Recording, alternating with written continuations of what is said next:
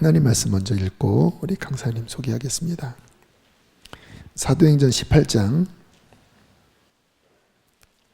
9절로 10절입니다. 우리 함께 읽으실까요? 시작.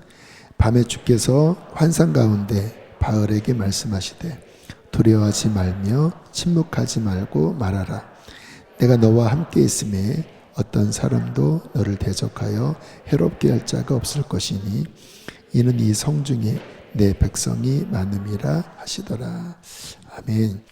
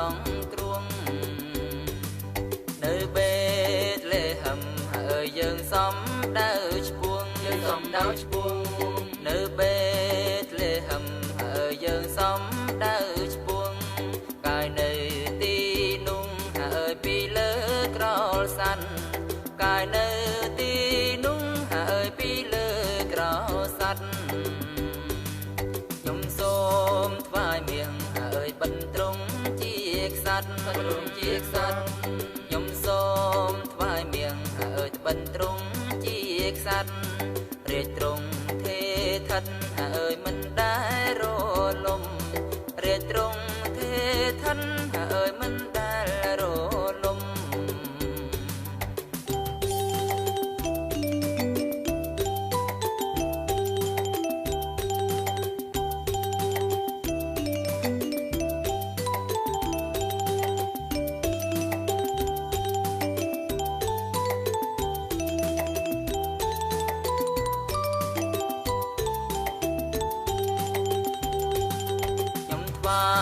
công nhàn hơi preng bật ô đom nhum vai công nhàn hơi preng bật ô đom nung kram bong cung hơi lợt niêm preng ong nung kram bong cung hơi lợt niêm preng ong đi cho là vinh tình hơi nhum xóm vai trung đi cho là vinh tình hơi nhầm xóm vai trung bình cử preng ong hơi rong túc số quân bình cử preng ong hơi rong túc số quân trung chia preng bình hơi chia ong bò sọt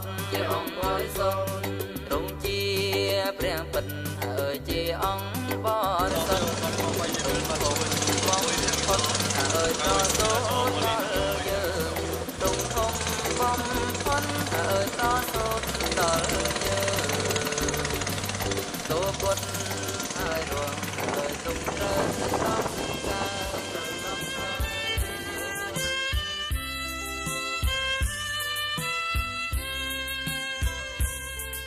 yên chiêm vi dẹp phố mong đua bao vua preong em nu miền ba ba chôn từ ra lu trung liền hỏi mon mong lu trung liền hỏi mon mong lu trung liền hỏi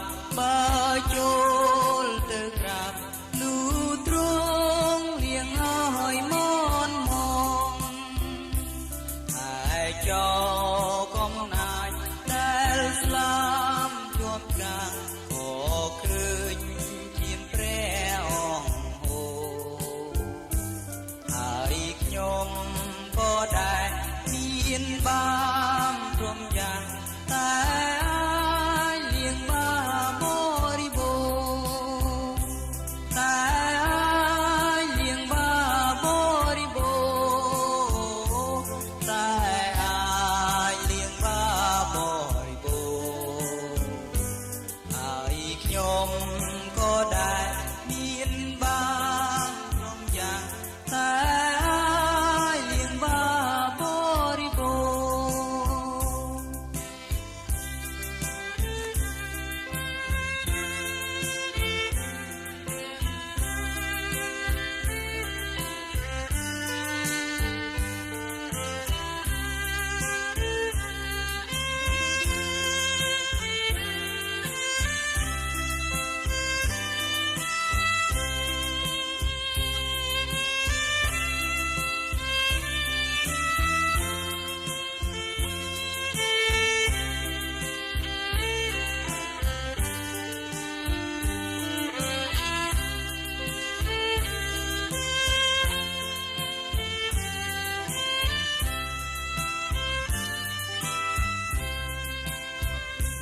คนเจียมในแปรเชียมตรงผู้กายนันดาลบันเทศนาลายดูกรมจุมนุมปานโจลกรมดานแห่งรู้ปีบาปล้วนหายแห่งรู้ปีบาปล้วนหาย แดงรวยปีบาปล้วนหายลูกกรมจุมนุมปานโจลกรมได้แดงรวยปีบาปล้วนหายช่วงปียอมเคยตาทงทุกคนอยู่ยอมได้เรียนโลหาย ลูกยอ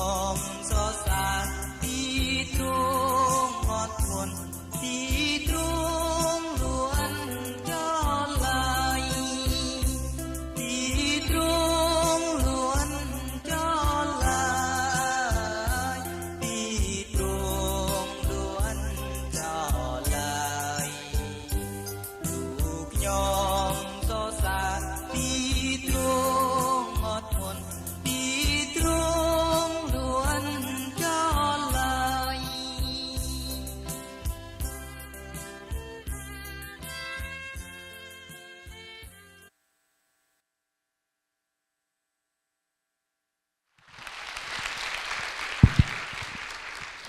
반갑습니다. 캄보디아를 다녀오신 분들 다 같이 인사하실까요? 줌립수와 오 이렇게 많으세요? 줌립수와 예 안녕하십니까 캄보디아 인사말입니다. 저는 2003년 12월 29일까지 제가 선교사로 가리라고는 상상도 못했고 누구도 제가 선교사를 가리라고 생각하지도 않았었습니다. 평범한 성도였고 돈 잘 벌어서 잘 먹고 잘 사는 것을 지상 목표로 살고 그 삼고 살아왔었어요. 그리고 저는 입만 열면 간증이 많았고 하나님께서 축복을 많이 해주셨고 IMF 어려운 시기에도 돈은 날아갔어도 항상 마음에 기쁨이 많이 있었던 것도 하나님의 축복이었고 그렇게 늘 감사하면서 살아왔는데 2003년 12월 30일 저녁에 저는 특별한 체험을 하게 되었습니다. 단 한 번도 경험하지 못했던 그런 일이 저희 집에서 일어났는데요. 12월 30일이면은 뭐 사업이라고 한다는 사람은 그때만 해도 여기저기 선물 안 돌리면 사업이 안 될 때니까 관공서 찾아다니고 또 유관단체 많이 인사하고 선물도 돌리고 해야 되잖아요. 근데 저는 그날 이상하게 집에 왔고 저녁 9시에 피곤해서 그냥 침대에 가서 누우려는데 갑자기 제 몸에 두려움과 불안과 초조가 갑자기 오기 시작했어요. 아무런 영문도 모른 채로. 그래서 저는 침대 위에 무릎을 꿇었는데 너무너무 무서워서 머리를 숙이고 두 손을 모았는데 너무너무 무서운 거예요. 도대체 영문도 없이. 그래서 저는 머리를 감추기 시작했고 머리를 두 무릎 사이로 감추었습니다. 그리고 더 감추었습니다. 아마 제 몸이 동글동글 동그라미가 됐을 거예요. 그런 채로 밤을 꼬박 새웠어요. 상상이 되십니까?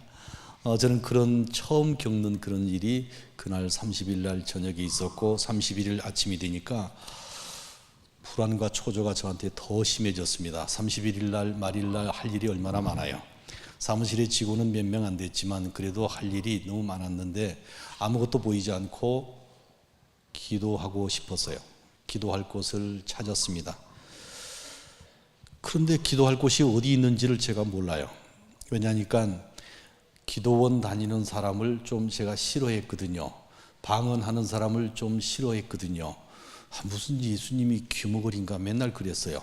그리고 기도원 가면은 귀신 들려온다고 잡신 들려온다고 그렇게 싫어했던 제가 그날 기도원에 가지 않고는 못 견디겠어요. 근데 기도원을 알아야 말이죠. 그래서 집에 있는 컴퓨터를 켜고 찾았더니 가로 시작되는 기도원이 강남 금식 기도원이었어요. 그래서 거기를 전화로 물어서 거기를 갔습니다. 가니까 이상한 또라이 같은 사람들이 거기 다 모였더라고요. 세상에 거기 한 4,000명 이상이 모였다는데 그 31일 날 아침부터 왜 이렇게 사람들이 거기 와 있어요? 그게 도대체 이해할 수가 없었어요. 거기를 제가 붙들려 갔지만 제가 원하지 않은 채로 갔지만 저는 이해할 수가 없었습니다. 온 사방의 사람들이 방바닥을 치면서 통성으로 기도하고 통곡을 하고 있는데 아이고야 왜 사람들이 저 모양들일까 하고 어디 삐짓고 제가 자리에 딱 앉는 순간 지구원은 어디 가고 전혀 다른 모습의 저를 옆에서 제가 보게 되었습니다. 그리고 31일 아침부터 시작해서 다음 해 1월 1일, 1월 2일, 1월 3일 오전까지 단 1분도 쉬지 않고 기도를 하게 됐는데 그 기도 내용은 주님 살려주세요 였어요. 그 기도하는 곳에서 주님이 저한테 보여주신 것은 제가 그렇게 거룩해 보이는 성도라고 하는데 제 안에 감춰져 있는 더러운 신앙이 있었습니다. 그거를 주님이 꺼내셨어요. 내가 신앙생활 잘하고 교회 일도 잘하고 봉사도 잘하면 하나님은 나한테 사업도 잘 되게 해주고 내 자식도 잘 되게 해주고 나도 건강하게 해주고 이 계약서가 내 안에 있는 것을 주님이 꺼내셨어요. 조건부 신앙생활이라는 것을 주님이 저한테 드러내 보이셨어요. 그것이 기도를 시작하고 불과 20-30분도 안 되었을 때 저 안에 이렇게 계약서가 드러나 보이는 겁니다. 저는 그것을 보는 순간에 이것이 내 몸 안에 있었다는 사실을 알았기 때문에 광화문 내거리에서 옷이 홀라당 벗겨진 것 같은 그런 상황이었어요. 그래서 저는 용서해달라고 기도할 수밖에 없었고 그게 1월 3일 오전까지 갔었습니다. 그리고 1월 3일 점심시간이 됐는데 밥을 계속 굶었잖아요. 물도 굶었잖아요. 옆에서 사람들이 제가 너무 그렇게 기도를 세게 하니까 좀 조용히 하라고 저를 몇 번 두들겨서 제가 조용히 한 적도 있고 그랬는데 어쨌든 멈춤 없이 그렇게 기도하던 1월 3일 정오가 됐더니 제가 더 이상 기도할 기운이 없었어요. 그래서 벽에 기대고 있는데요. 불러요. 누가? 아들아.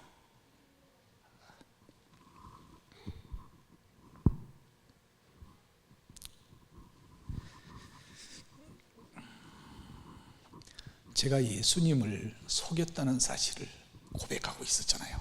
용서해달라고 그랬는데 아들아 이렇게 불러요.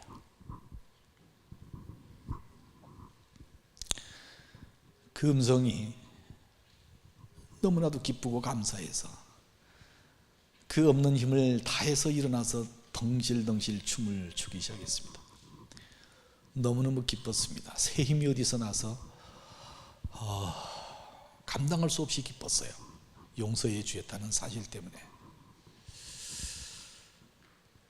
그리고 시간을 좀 전략하자면 그리고 1월 3일 오후에 제가 이렇게 앉아서 묵상 기도를 하는데 하나님께서 저에게 가라고 그러시더라고요. 그러면 그렇죠. 저를 불러서 용서해 주신 주님은 공짜가 없었어요. 가라고 하셨어요. 여러분도 평소에 안 가던 기도원을 갑자기 가고 싶으면 저는 그렇게 해서 그 강남 금십 기도원에서 12월 31일부터 1월 3일 오전까지 기도하다가 하나님께서 아들아라고 부르신 그 한마디, 그리고 가라고 하신 그 말씀, 그리고 저에게 뉴질랜드의 어느 지역을 보여주셨어요. 그래서 저는 뉴질랜드 선교사로 가는 줄 알고 준비를 했습니다. 그러나 그것은 주님이 저를 꼬시는 1단계 작업이었어요. 전혀 가본 적도 단 한 사람도 아는 사람이 없는 캄보디아가 3개월 후에 등장했어요. 그래서 저는 캄보디아로 가게 되었습니다. 그 과정도 주님께서 구체적으로 저에게 캄보디아로 갈 것을 명령하셨는데 한 번도 가본 적이 없는 그 캄보디아 땅으로 가서, 제가 전공이 경영학이기 때문에 주위에서 고아원이나 학교나 이런 유치원이나 아니면은 그런 그 비즈니스 선교 이런 쪽으로 할 것으로 생각하고 저에게 그렇게 권했고요. 저도 그렇게 생각하고 갔었는데, 가서 맨 처음에 시아나 구빌에 있는 학교에 들어가서 학교 사역을 먼저 했습니다. 언어를 먼저 해야 되는데 학교에서 저를 필요로 하다고 그래서 학교로 갔죠. 학교 사역을 하는 기간 내내 수업만 끝나면은 오토바이 타고 전도지 들고 시골로 이렇게 가는 거예요. 그리고 교무실에 앉아있는 교장실에 앉아있는 제가 너무 과분해 보이는 겁니다. 너무 고급 선교를 한다는 느낌이 자꾸 저한테 와요. 그래서 농촌 선교를 주님이 원하신다고 생각하고 그 학교 사역을 1년 6개월 동안 하고 마친 다음에 푸른펜으로 올라와서 이제 언어 공부를 하면서 전도를 다니기 시작했습니다. 200개 마을은 넘었을 거예요. 동서남북이 어딘지도 모르던 그 시절에 언어를 배우고 그 다음 나는 그 언어를 써먹기 위해서 또 언어를 연습하기 위해서 전도를 다니고, 그리고 시장 가서 전도하고 마을마다 다니면서 전도하고, 그렇게 전도를 쉬지 않고 하고 있을 때 캄보디아에 간 지 한 3년 차 됐던 어느 날 한 여인 이야기를 제가 여러분께 소개하고자 합니다. 그 마을에 제가 가기만 하면은 사람들이 많이 모였어요. 왜 그런가 봤더니 바퀴 4개 달린 차가 그 마을에 처음 왔어요. 제가 몰고 간 차가. 그러니까 논두렁길 같은 길을 겨우겨우 가서 그 마을을 갔는데, 일제감리 2020년 된 차는 옛날 포니 같은 차입니다. 그 차를 몰고 가면 사람들이 다 이렇게 나와가지고 제 주변으로 있으면은 이제 저는 거기서 언어도 잘 안 되지만 3년 차니까 조금 하잖아요. 처음부터 예수님 얘기해가지고 저하고 뭐 통할 리도 없고, 제가 언어가 자유로울 때 하고 싶은 말을 해야 되는데 안 되니까 같이 이제 재밌게 노는 거죠. 즐겁게 놀고 또 그 사람들하고 친교를 나누고 그러는데, 한 3개월이 지나니까 그때부터 이제 찬송가를 가르치기 시작했어요. 캄보디아 복음성가. 우리나라에 뭐 울려고 내가 왔나 같은 노래에다가 가사만 바꾼 그런 거. 캄보디아 사람들이 다 아는 그런 그 음악이죠. 거기에 가사만 붙인 거를 제가 연습해가지고 그 사람들에게 가르치고 같이 춤도 덩실덩실 추고 이렇게 처음에 그렇게 시작했습니다. 그리고 이어서 이제 기도를 가르치기 시작했어요. 그 기도를 가르치면서 제가 이렇게 상품을 걸었는데, 캄보디아는 프랑스 식민지를 100년 했거든요. 그래서 바게트 빵을 아주 좋아해요. 그래서 제 차에는 항상 바게트 빵이 100개 정도, 지금은 150원 합니다, 한 개. 그 당시 25원 할 때 바게트 빵 100개 정도 사서 차에 싣고 갔습니다. 항상 갈 때마다. 그래서 기도를 하다가 웃어버리면 반 주고, 기도를 제대로 하는데 너무 짧게 하면 하나 주고, 기도를 좀 제가 가르치는 그 5개 원칙대로 기도를 하면은 빵을 2개 주고 이렇게 했어요. 근데 그 여자는 그렇게 노력을 해요. 웃지도 않고 진지하게. 그런데 틀려요. 그래서 제가 빵을 하나씩 주었는데 빵을 주면 먹질 않고 가지고 가는 거예요, 집으로. 이 여자가 28살인데 나이 28살에 애가 넷이에요. 17살에 결혼했는데 캄보디아는 17, 18, 19살에 결혼하죠. 22살이 넘어가면 노처녀라고 그래요. 여기 노처녀 많습니까? 22살이 넘어가면 노처녀라고 그럽니다. 남자는 25살이 넘어가면 결혼할 여자가 없어요. 다시 결혼해버리고. 그리고 캄보디아는 친하면 친할수록 사촌간에 결혼합니다. 결혼해서 남자가 여자 집으로 가는데 모르는 집으로 가면 멋쩍잖아요. 그래서 사촌간에 서로 아는 집으로, 그리고 형제들끼리 우리 자식, 네 자식 이렇게 결혼시켜요. 부잣집일수록 더 그래요.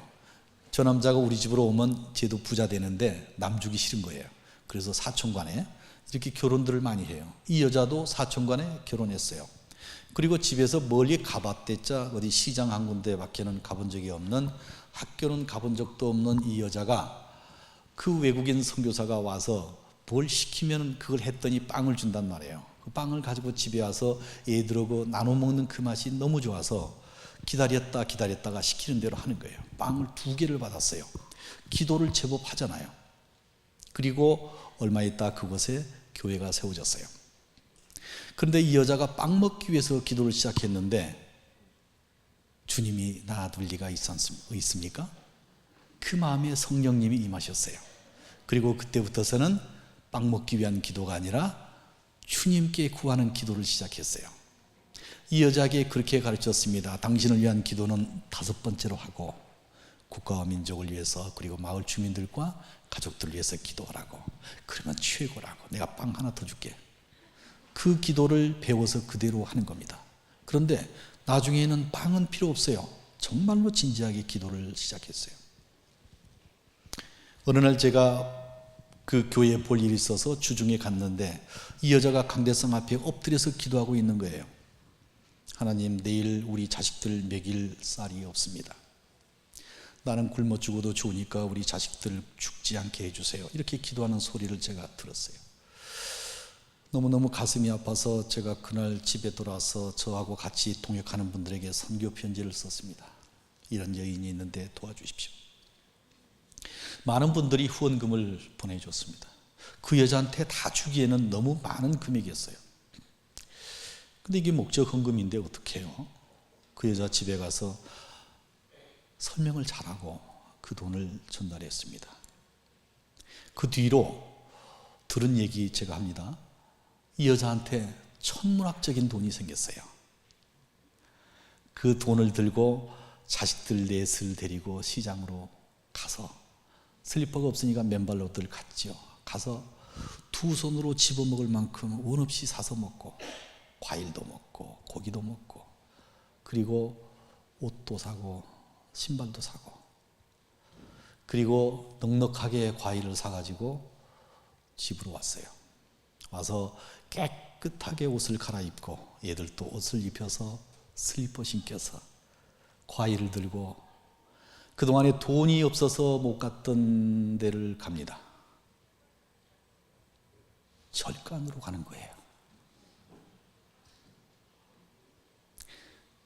캄보디아는 불교 나라 아니에요?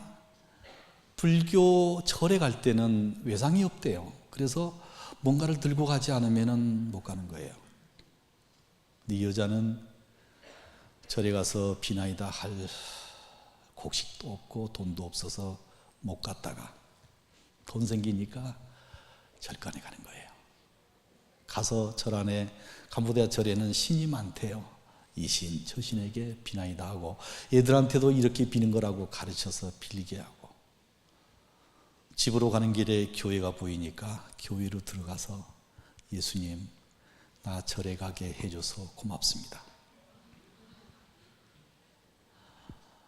이 여자를 저는 3년 차에 만났습니다. 이 얘기를 다 듣고 나서 얼마나 제가 화가 났겠어요.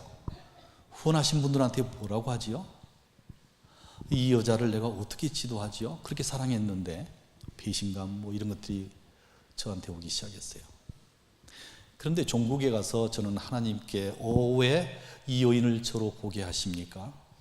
라고 하나님께 구했을 때 하나님으로부터 제게 받은 응답은 그 옛날 네 모습이었는데 이것이었어요. 여기 오신 여러분들 금요 철학 기도에 오시면서 기도 제목 없이 오셨습니까? 여러분의 그 기도 제목은 얼마나 크십니까? 그 기도 제목이 응답되면 그 후에는 여러분 어떻게 하세요? 누구는 그 응답하게 해주신 하나님께 감사해서 하나님께 좀 더 가까이 다가가는 삶을 사시겠지만 누군가는 응답된 기도 제목과 함께 살지 않나요? 기도 제목이 너무 커버리면 그게 너무 커서 주님이 가려지진 않던가요? 제가 그런 삶을 산 적이 있었거든요. 저는 이 여인을 통해서 저를 다시 한번 돌아보고 회개했습니다. 캄보디아 사람들은 교회를 그렇게 나오다가도 어느 순간에 절에 가는데 브레이크가 없어요. 조상대대로 그저 보기를 불교만 종교로 알고 살아왔으니까 말입니다. 캄보디아는 불교가 95%예요. 이슬람이 한 2%쯤 됩니다. 그러면 나머지 종교는 이제 소수민족들, 저 산족에 이런 데 있어요. 그러니까 다 불교죠. 어딜 가나. 만약에 우리 목사님께서 우리 집사님한테 저 전라남도 어디 영광 어디에 점쟁이만 50명 사는 마을이 있는데 이장도 점쟁이고 부녀회장도 점쟁이고 노인 회장도 점쟁이고 그런 마을이 있는데 거기 가서 3일만 전도하고 오세요. 뭐라고 하시겠어요? 목사님한테 할 얘기 많잖아요. 목사님이 내 입장이면 가겠어요? 아니 세상에 거기 가서 무슨 득이 있다고 그 시간과 비용으로 다른 데를 가는 게 낫지 할 얘기 많잖아요.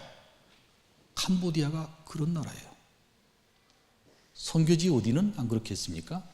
불교가 95%지만 우리가 가는 마을은 다 불교만 믿는 사람들이 사는 곳입니다. 거기에 어떻게 감히 우리가 가서 그 종교 버리고 내가 전하는 예수 믿으세요라고 할 수 있을까요? 그런데 제가 그거 처음에 너무너무 뜨거워져서 캄보디아를 갔다가 조금씩 제가 제정신이 들기 시작하면서 두려움이 저한테 오지 않았겠습니까? 그러던 어느 날 이제 전도하러 나갔는데 이상하게 그날따라 제 몸과 마음이 몹시 뜨거워져서 목적지도 없이 저는 달리기 시작했어요. 시계를 보면서 약속 장소도 없는데 그냥 막 달리는 거예요. 어느 지점쯤 갔을까요? 1시간 이상을 달렸어요. 마을과 길과 강을 건너고 이렇게 해서 갔는데 오른쪽에 갑자기 비단길 같은 게 보여요. 그래서 우측으로 돌아서 갑니다. 이게 성령님이 인도하시니까 그게 비단길처럼 보이더라고요. 그리고 계속 가다가 어느 마을 앞에 섰을 때 갑자기 다리에 힘이 없어요. 차를 세웠죠. 답답해서 차 문을 여는데 다리에 힘이 없으니까 문 열자마자 제가 그 자리에 무릎을 꿇었어요. 그리고 앞에 있는 마을을 보는데요. 지금 여러 마을을 지나왔잖아요. 그 마을 지금 모른다고요. 무슨 말인지. 근데 갑자기 막 무섭고 두렵고 떨려요. 어떻게 해야 될지 모르겠어요. 그때 하나님께서 정확하게 들려주신 말씀. 두려워 말고 잠잠하지 말고 말하라. 내가 너와 함께함이니 아무도 너를 대하여 해할 자가 없어. 그리고 중요한 것은 저 마을에 하나님의 백성이 있거든. 이 말씀이에요. 사도행전 18장 9절 10절 말씀은 제가 캄보디아 땅에서 하나님의 부르심을 받는 그날까지 저의 좌우명입니다. 하나님께서 저에게 선교는 무엇이다라고 가르쳐 주신 그 말씀이 바로 하나님 백성 찾으러 다니는 것이 선교라고 하는 것입니다. 저는 제가 유창한 캄보디아어로 캄보디아 사람의 종교를 불교에서 기독교로 바꿀 자신 없습니다. 다만 이 사람인가? 이 사람인가? 하나님 백성이 누군가 찾으러 다닐 뿐입니다. 같이 먹고 같이 놀고 했을 때 다 좋아하더라고요. 같이 놀러 다닐 때 다 좋아하고 아픈 사람 치료해 주니까 다 좋아하고. 그런데 기도할 때 보니까 조금씩 변해요. 예배 같이 갑시다 하니까 좋아하는 사람 안 좋아하는 사람 바뀌어요. 그리고 찬양과 말씀을 전할 때 바뀌더라고요. 이 사람이구나. 하나님 말씀 듣기를 원하는 사람,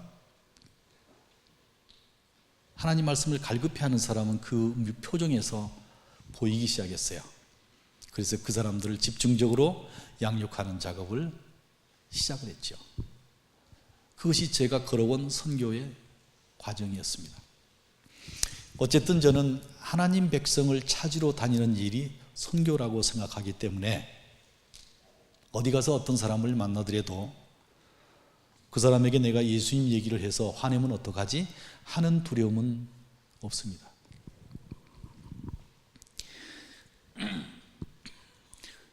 어느 한 교회가 있습니다. 교회 이름이 브레이크슬라잉인데요. 교회가 개척되고 나서 거기에 마차 한 대가 생겼어요. 오토바이로 뒤에 있는 마차를 끌고 다녀요. 우리 성인들 한 10명 탈까요? 캄보디아 아이들 40명이 탑니다. 교회 하나죠. 그 마차를 우리 성도님들이 운전해서 교회로 이렇게 어린이와 성도님들을 모시는데 평일에 그 마차가 놀고 있으면 아깝잖아요. 뭐 주일이든 평일이든 저녁에 급한 환자가 생기면 그 마차를 마을 사람들이 이용하도록 했어요.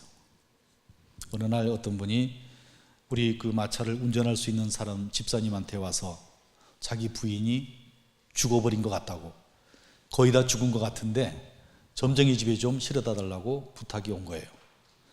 그래서 우리 집사님이 급해서 교회로 막 달려가다가 또 한 집사님이 있어서 불러가지고 갔어요. 마차를 끌고 와서 그분을 실었어요. 그리고 시동을 걸어서 가려고 보니까 점쟁이 집을 가자고 그랬잖아요. 교회 마차를 운전해서 어떻게 점쟁이 집을 가요? 갑자기 이분이 걱정이 됐어요. 그리고 시동을 끌고 내려와서 마차 위로 올라갔습니다. 캄보디아 말로 이 마차를 르모라고 그럽니다. 르모 위에 올라갔어요. 그래서 그 아픈 환자 손을 잡고 이분이 뭐라고 기도했냐면, 하나님, 나 점쟁이 집에 안 가게 해주세요. 이렇게 기도했어요.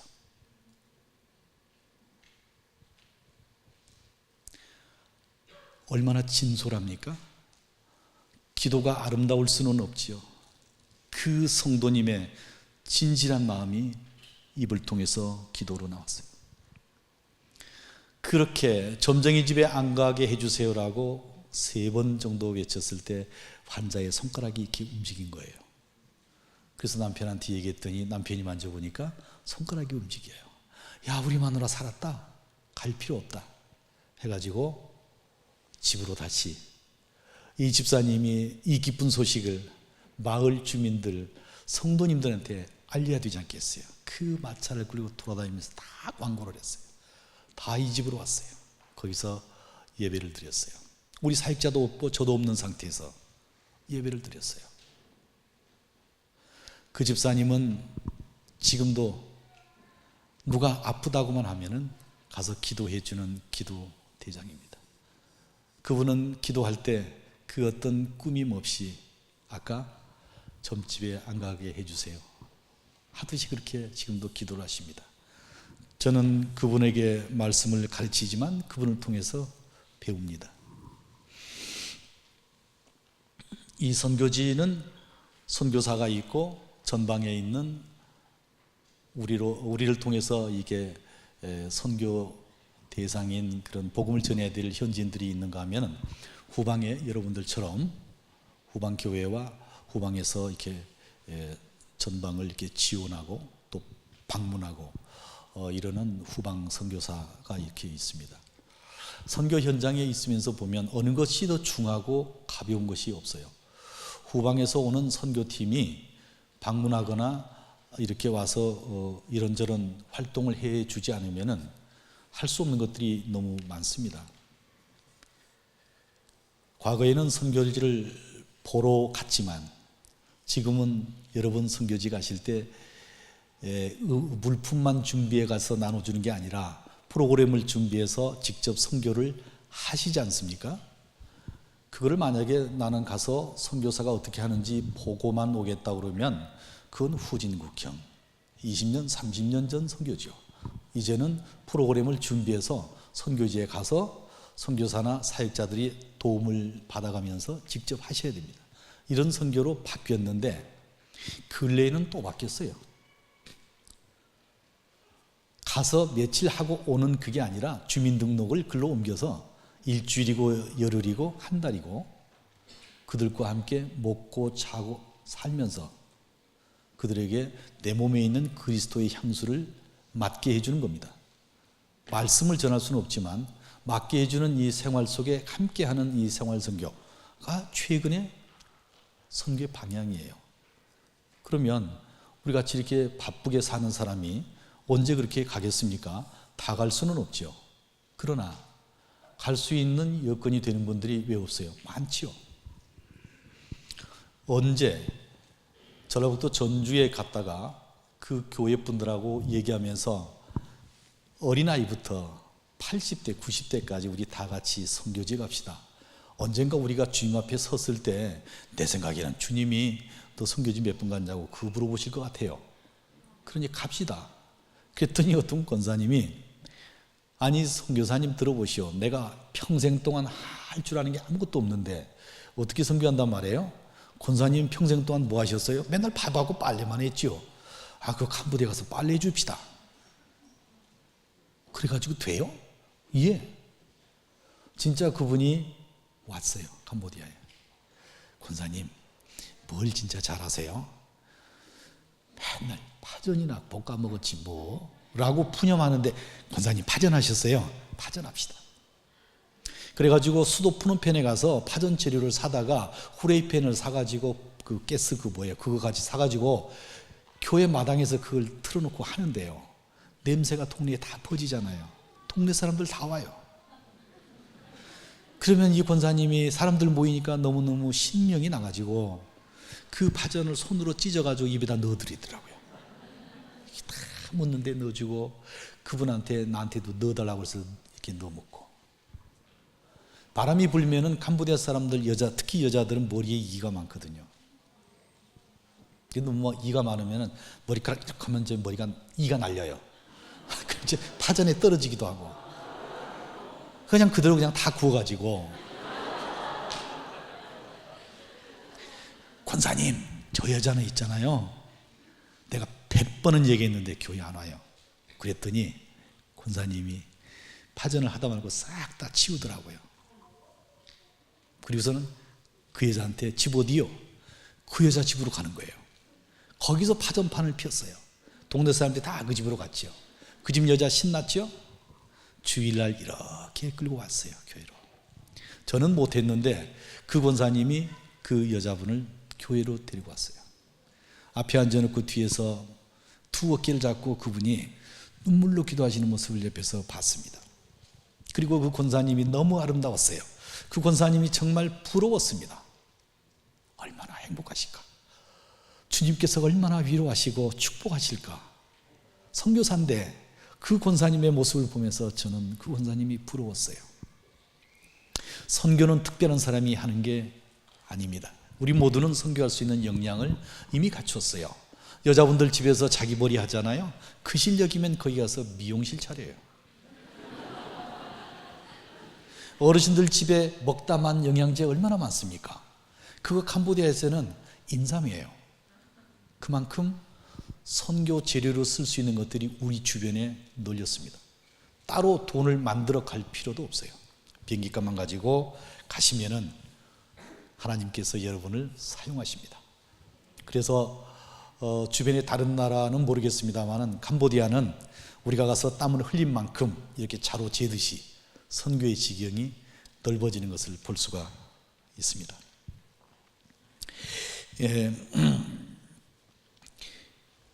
지난 2010 2011년도에 2011년도에 성도 한 분이 아프다고 그래요.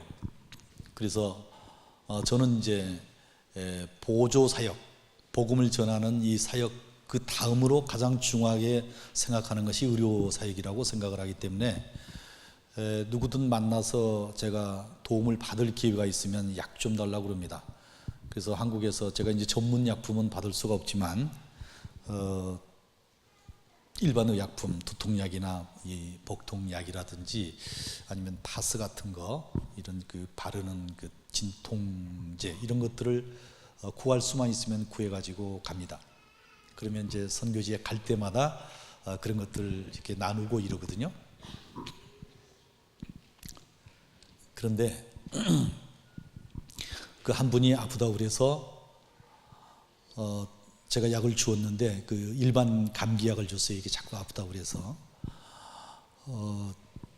그 낫지 않는 거예요. 그리고 한 달이 되길래 내가 약을 그만 중단하고 큰 병원에 가서 진찰하십시오. 그래서 제일 큰 병원, 프놈펜에서 제일 크다는 병원에 갔는데 내시경으로 이렇게 기관지를 봤는데 깨끗하다는 거예요.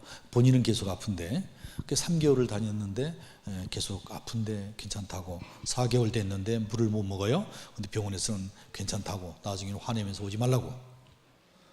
제가 그 얘기를 듣고 어떻게 할까 고민하고 있는데 큰아들이 집에 오더니 이거는 종교를 잘못 믿어서 그러니까 빨리 무당한테 가서 구슬해야 된다고 그런 거예요, 큰아들이.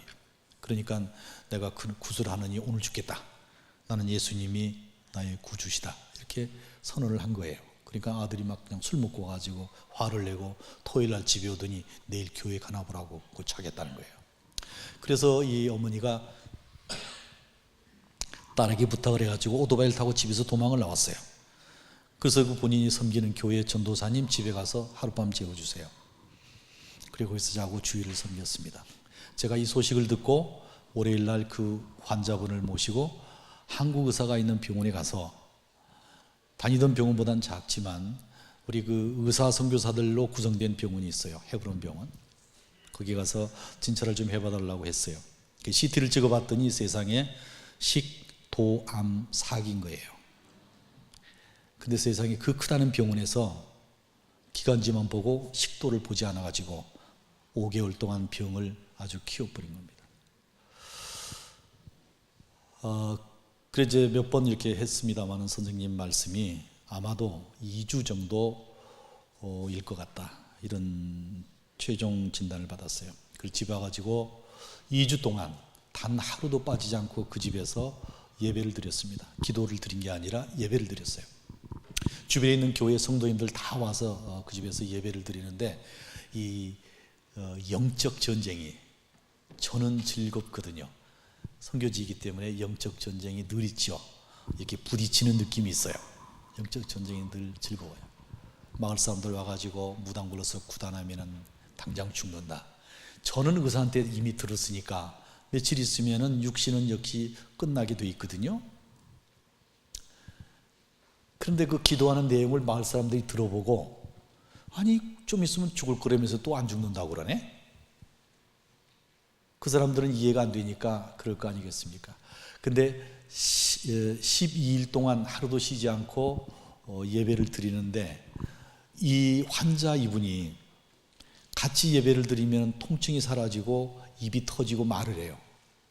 기도가 끝나고 나면 이렇게 이제 숨을 못 쉬는 거예요. 밥은 아예 못 먹고 여기에다 이제 호스를 넣는데, 그렇게 기운이 없다가도 예배만 시작되면은 눈이 말똥말똥해지고 다 나은 거예요. 그리고 예배가 끝나면 또 그렇게 되고, 이걸 마을 사람들이 다 본 겁니다. 예배가 시작되면 마을 사람들이 와서 예배는 안 보고 환자 상태를 보는데 정확하게 정상인이 되어버리는 거예요. 그리고 12일째 되는 날 하나님의 부르심을 받았어요. 그는 정말 웃는 얼굴로 마지막을 맞이했고, 우리 모두는 정말 기쁜 마음으로 천국 환송 예배를 드렸습니다. 12개의 교회가 모여서 연합으로 환송 예배를 드렸어요. 캄보디아는 사람이 죽으면 다음 날 화장을 합니다. 더운 나라기 때문에 이 일장을 하죠. 그리고 사람이 죽고 나서 7일째 되는 날 큰 장례식을 해요. 왜 그러냐니까 사람이 죽고 나서 7일이 되기 전까지 그 죽은 사람의 영혼이 죽은 거를 모르고 있대요. 모르다가 7일째 되는 날 내가 죽었네? 해가지고 그 집을 떠난답니다. 그래서 7일째 되는 날 그거를 해요. 그리고 50일째 되는 날 재미있는 일이 있는데요. 평소에 알고 지내던 사람들 중에서 그 사람하고 사이가 안 좋았던 사람들 있죠? 이 사람은 50일째 되는 날 반드시 거기를 와야 돼요. 와가지고 혼자 앉아서 죽은 사람하고 대화를 해요. 그때 내가 사실 미안했어, 잘못했어. 요걸 안 하면은 평생 해꾸지를 한다는 거예요. 그렇게 믿어요. 50일째 되는 날 그거를 합니다. 환생을 믿는 캄보디아 사람들이 불교로부터 온 그런 원칙 아니겠습니까? 어떻게 그런 환생을 믿는가 하면 내가 전생에서 그렇게 했기 때문에 지금 내 운명이 정해졌다고 생각을 해요. 그렇기 때문에 이 가난과 이 무지함으로부터 벗어나기 위한 노력을 해봐야 소용이 없다 이렇게 믿는 거예요. 이미 정해졌다는 거죠. 그 불교가, 한국 불교는 모르겠습니다. 그 나라 불교가 그 나라 백성들을 어떻게 가르치고 있습니까? 희망을 사라지게 하고 있어요. 그리고 가난한 사람이 부자가 될 수 없는 것은 부자가 되려면은 구제 많이 하고 절에 시주를 많이 하고 그리고 비나이다 많이 하는 요 세 가지예요. 요 세 가지를 잘 해야 부잣집 아들이나 아니면은 그 높은 직급에 있는 딸로 태어난다고 믿는 겁니다. 그 셋 중에서 뭐 하나라도 소홀히 하고 안 하면은 그건 개미 또는 서민들 거린 이렇게 태어난다고 믿는 거예요. 돈 없는 사람이 어떻게 구제를 해요? 돈 없는 사람이 어떻게 절에 시주를 많이 합니까? 저희가 아이들을 모아놓고 장래 희망이 뭐야? 이렇게 물어보면은 다 머리만 긁지 대답하는 사람이 없어요. 그럼 이제 앞으로 너는 선생님 되겠다고 해봐. 너는 목사님이 되겠다고 해봐. 넌 나중에 장군이 되겠다고 해봐. 그러면은 배꼽을 잡고 웃어요. 그 불가능한 일이거든요. 자기들로서는.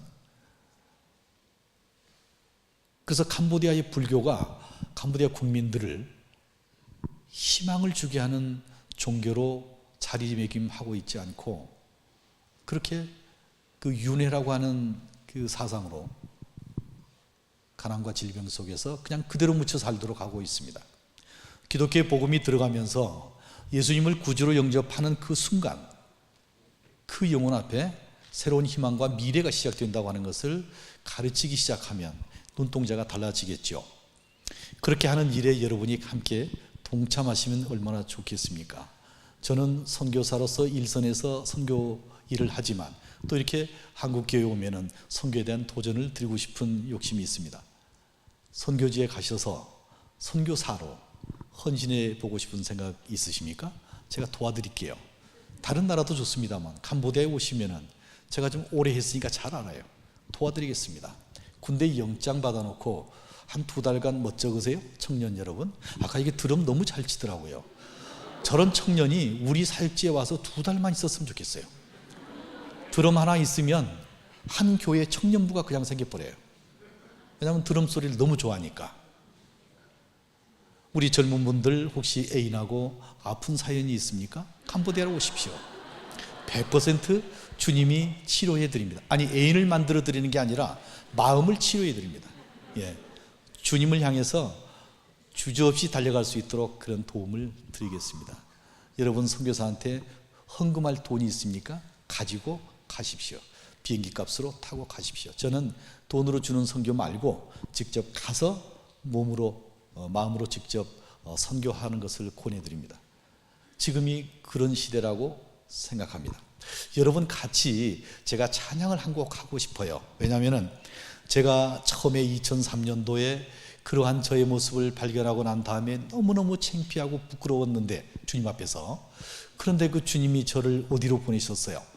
이 귀하고 선하고 너무나도 아름다운 선교 현장에 저를 보내셨단 말이죠. 주님과 늘 동행할 수 있는 곳에 저를 보내셨는데 아무리 생각해도 나는 그럴 자격도 없는데 보내신 것 같아요. 그래서 감사해서 부르는 찬양이 바로 나 같은 죄인 살리신입니다. 그 찬양에 나오는 가사 하나하나는 저의 실제 상황이에요. 그래서 제가 캄보디아에서 배를 타고 강을 건널 때나 차를 운전할 때나 사역지에서 돌아올 때면 항상 그 찬양을 부르다가 제가 우리 사역자들하고 상의했습니다.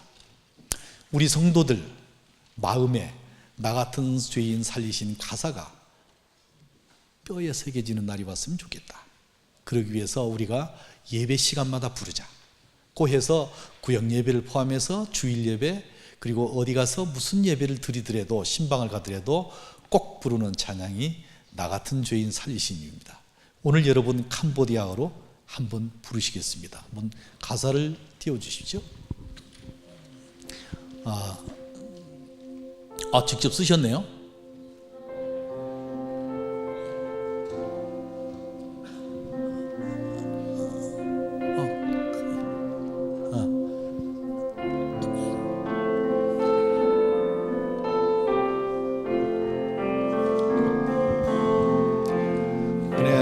quân ở cha chia xa biru đại pro monuya đốt kyo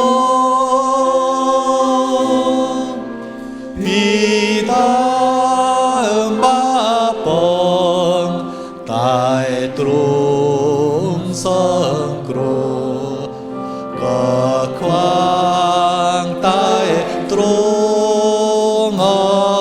한국어로 찬양하시겠습니다. 나 같은 죄인 살리신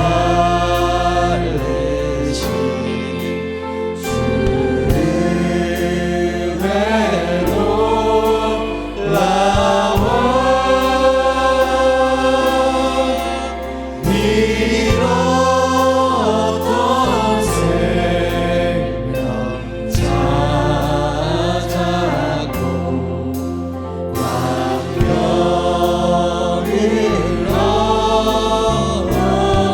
캄보디아로 다시 하시겠어요?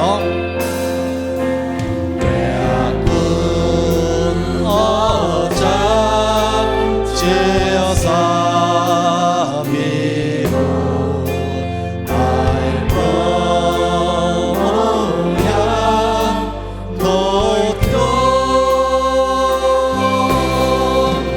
비담아봐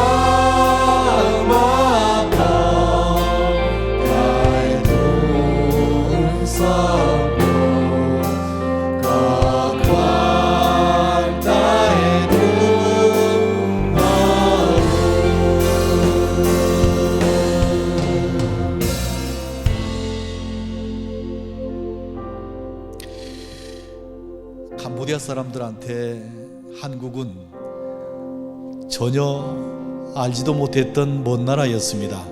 그러나 지난 2007년도에 한국 대통령이 캄보디아를 방문한 이후로 캄보디아 젊은 청년들이 한국에 와서 근로자로 일하기 시작했습니다. 지금은 약 5만 명이 넘는 캄보디아의 젊은이들이 한국에서 일하고 있습니다. 이들이 한국을 보고 캄보디아 본국에 돌아가서 한국을 소개했는데 세상에서 그렇게 부자 나라는 한국밖에 없다고 말합니다. 그리고 한국 사람들은 누구나 다 캄보디아 사람을 사랑하고 도와주는 일만 한다고 믿습니다. 왜냐하니까 선교팀이 많이 가기 때문에 그렇습니다. 그래서 캄보디아 사람들은 한국 사람을 보면 그렇게 좋아합니다. 얼마나 다행입니까? 한국 사람들이 가서 예수님 믿으라고 얘기하면 중국 사람이나 일본 사람이 가서 예수님 믿으라고 하는 것보다 훨씬 더 효과가 좋습니다. 하나님께서 활짝 열어놓은 캄보디아 선교 현장에 여러분 가보지 않으시겠습니까? 이 다음에 만남은 캄보디아 선교 현장이 되기를 바라면서 찬양하시겠습니다.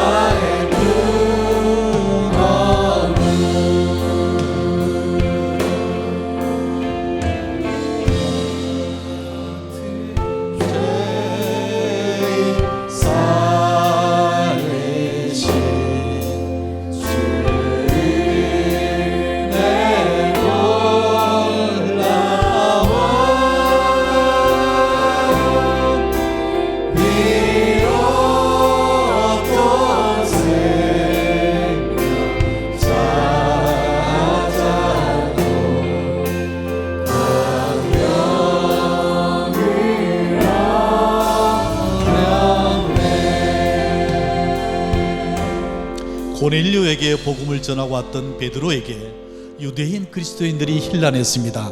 어디서 이방인에게 복음을 전하고 왔느냐고 했을 때 베드로는 명석한 그런 설교를 한 게 아니라 이렇게 대답했습니다.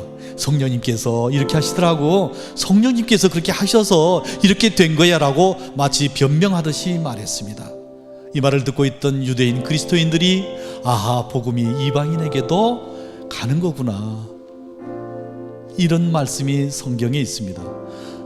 불교만 100% 믿는 그들이지만 그 안에 하나님 백성은 이미 숨겨져 있습니다. 우리는 그들을 만나서 하나님 백성을 찾고 하나님 백성이 이미 확인되면 그들과 가슴으로 소통하면서 성장할 수 있도록 도와줘야 됩니다. 먼저 믿은 우리들의 책무이기도 합니다.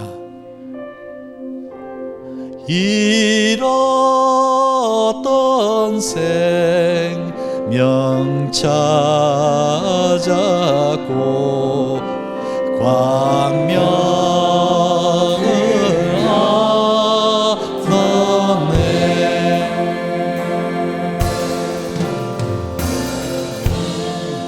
네, 감사합니다.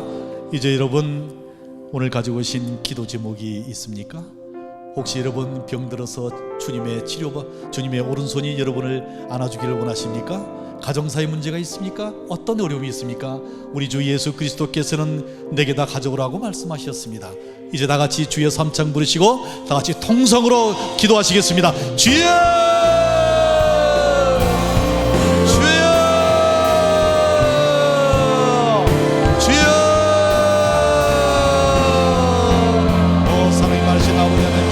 주님께서 인도하셔서 견성하신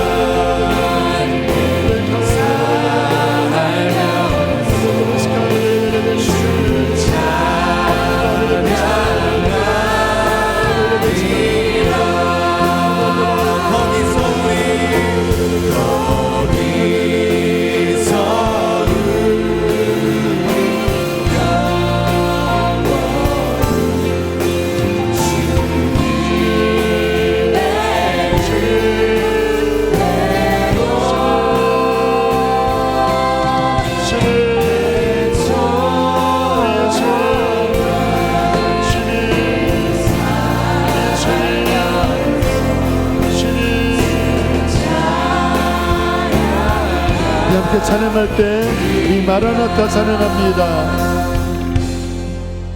마라나타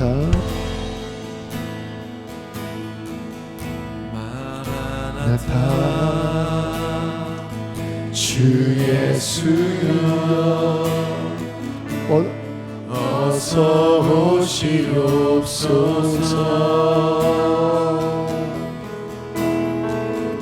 나의 모든 뜻 모든 족속 주를 찬송하게 하소서. 마라나타 주 예수여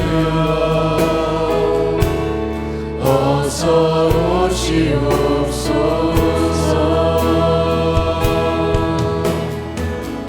모든 열방이 주께 돌아와 춤추며 경배하게 하소서. 우리 주님 다시 오실 길을 만들자. 십자가를 들고 땅 끝까지 우리 가리라. 우리 주님 하늘 영광 온 땅 덮으네. 우리 땅 끝에서 주를 맞으리. 마라나타 마라나타 나는 주 예수여 오시옵소서. 마라나타 마라나타